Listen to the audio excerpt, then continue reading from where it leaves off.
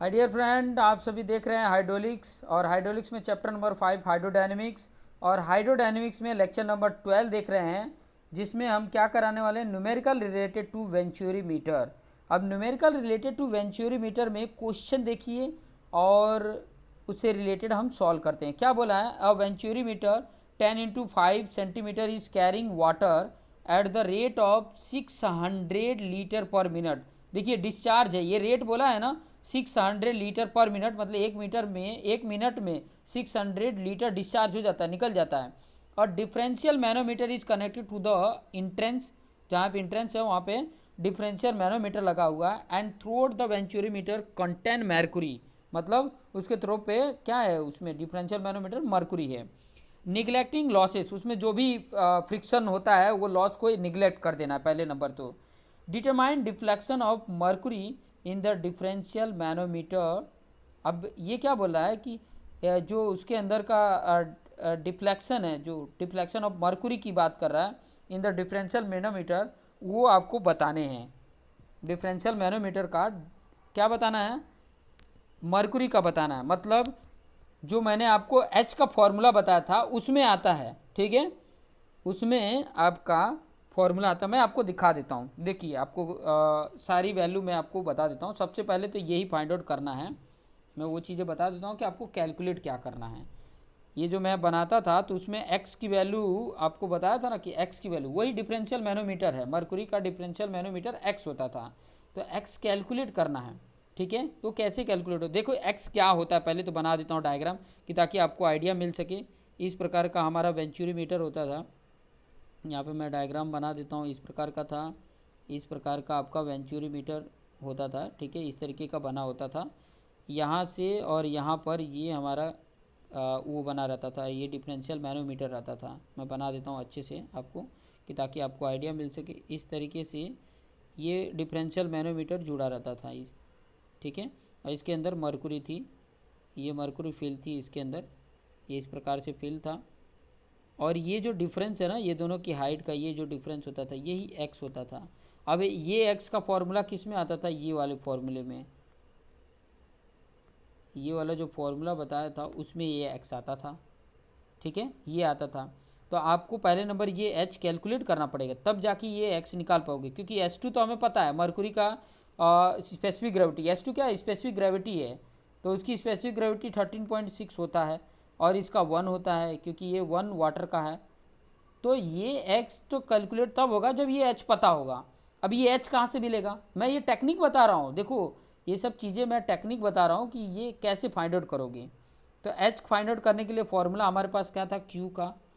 और फॉर्मूला क्या था, C into A one into A two upon under root A one square minus A two square, यहाँ पे ऊपर अंडर रूट 2GH।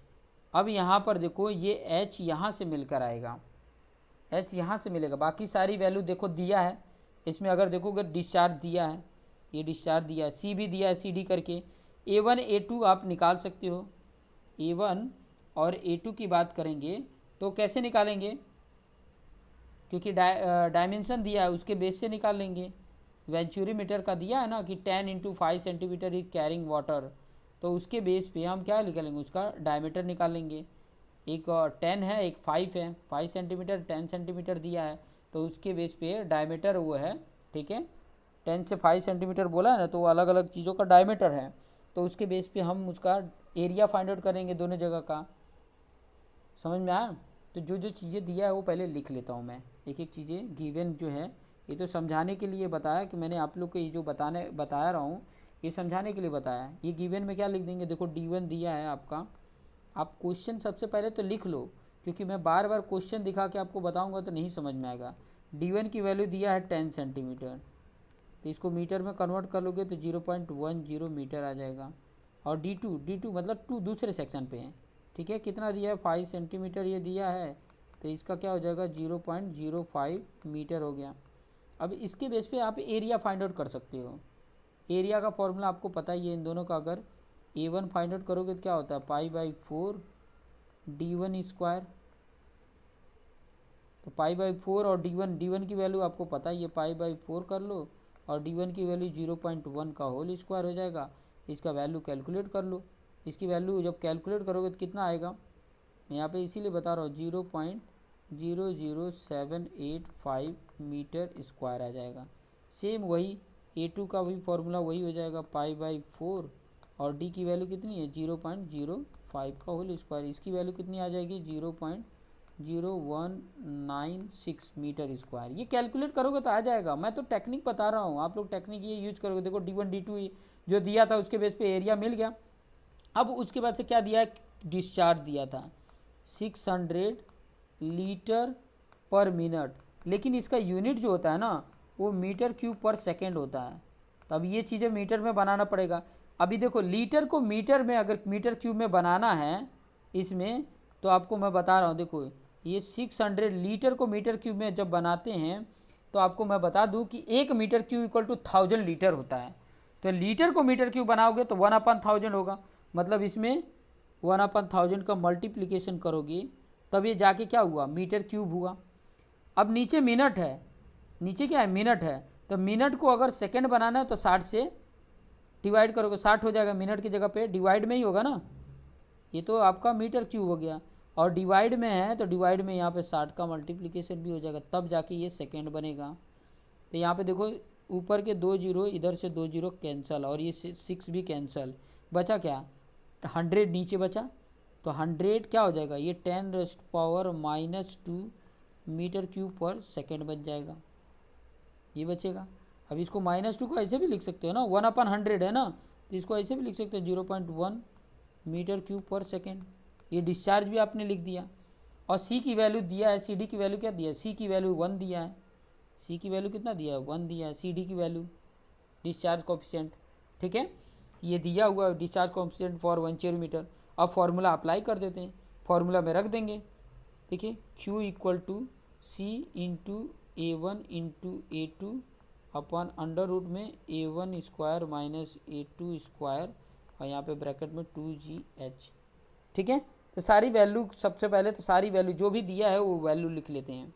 देखिए इसकी वैल्यू 0.01 आया, C की वैल्यू 1 दिया है, एरिया इसका A1 की एरिया है तो 0.00785 आप लोगों ने लिख लिया होगा, और इसकी A2 की वैल्यू 0.0091996 है, और ये रूट में भी वही वैल्यू लिख दोगे 0.00785 का स्क्वायर माइनस 0.00196 का स्क्वायर, और ब्रैकेट में यहाँ पर क्या लिख लोगे 2 इंटू जी की वैल्यू 9.81, और एच को ऐसे ही रख दोगे क्योंकि एच को कैलकुलेट करना है।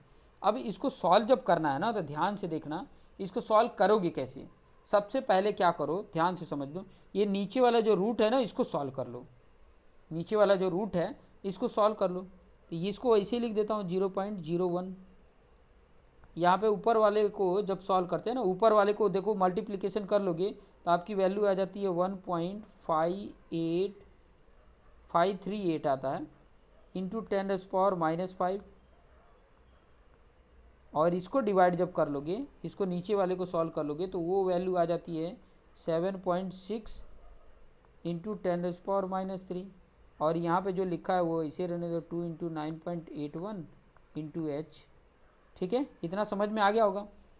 अब क्या करना है कि ये दोनों को सॉल्व कर लो, ये वाली पूरी वैल्यू को देखो, ये क्या जाएगा यहाँ, ये जो वैल्यू है ये इधर जाके मल्टीप्लिकेशन होगा और ये वैल्यू इधर डिवाइड होगा। तो ये मल्टीप्लिकेशन करो, इसमें डिवाइड करो, तो आपकी वैल्यू कितनी आ जाती है वो मैं बता देता हूँ। आपकी वैल्यू आती है 4.94 आ जाएगा, और ये वैल्यू जो इधर है वो इसे लिख दो 2 इंटू 9.81 और इंटू एच। अब दोनों साइड स्क्वायर कर दो तो इधर का रूट हट जाएगा, इधर का स्क्वायर हो जाएगा, तो स्क्वायर कर दोगे ये 4.94 का स्क्वायर हो गया, इधर का रूट हट गया 2 इंटू 9.81 इंटू एच।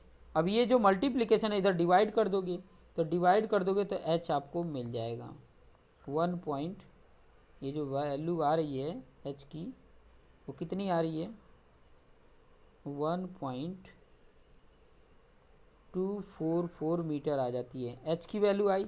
अब एच के फॉर्मूला से मुझे एक्स मिलेगा, डिफरेंशियल चाहिए था ना, डिफरेंस मैनोमीटर का डिफरेंस चाहिए था, तो यहाँ पर एच इक्वल टू क्या फॉर्मूला था S2 अपन S1 minus 1 into x, x चाहिए था, एच की वैल्यू लिख दिया मैंने, एच की वैल्यू 1.244 है। यहाँ पे S2 की वैल्यू 13.6 मरकुरी है, और यहाँ पे वाटर का है, S1 वाटर है, माइनस 1 इंटू एक्स। अब इसको सॉल्व कर लो, डिवाइड बाई इसको कर दो, तो एक्स की वैल्यू कैलकुलेट करना। अभी इतना तो कैलकुलेट करने आपको आना ही चाहिए। इसको कैलकुलेट करोगे तो 0.0987 मीटर आ जाएगा, इतना डिफरेंस आ जाता है। यही कैलकुलेट करना था, यही आपका आंसर हो गया। तो इस तरीके से कैलकुलेट करेंगे, आप आसानी से कैलकुलेट कर लेंगे। मैंने कुछ ज़्यादा तीर नहीं मारा है, आपको जो बताना था वही चीज़ किया है मैंने। इतना इस तरीके से सॉल्व करोगे आ जाएगा। ये समझाने के लिए ये सब चीज़ें बनाई हैं, गोल करके बनाया है, लेकिन आप लोगों ने वैसा नहीं बनाना है। आप डायरेक्ट सॉल्व करोगे आपका आ जाएगा। इस तरीके से सॉल्व करके एक्स की वैल्यू फाइंड आउट कर लिया। तो जब भी ऐसे क्वेश्चन दिए तो सबसे पहले तो इक्वेशन लिख लेना, क्या दिया है वो देख लेना, उसके बेस पे बाकी चीज़ें सॉल्व कर लोगे, आसानी से आपका सोल्यूशन आ जाएगा। जो जो चीज़ें दिया है, क्या चीज़ें फाइंड आउट करनी, वो नहीं दिया है उसको फाइंड आउट करो, कहाँ से मिलेगा वो फॉर्मूला लगाओ और उसको सॉल्व कर लो, आप आसानी से सॉल्व कर लोगे। इस तरीके से सॉल्व करोगे आसानी से सॉल्व भी हो जाएगा और आपका काम भी हो जाएगा। तो देखते रहिए और अपने आप को बेस्ट बनाते रहिए। Thank you for watching this video.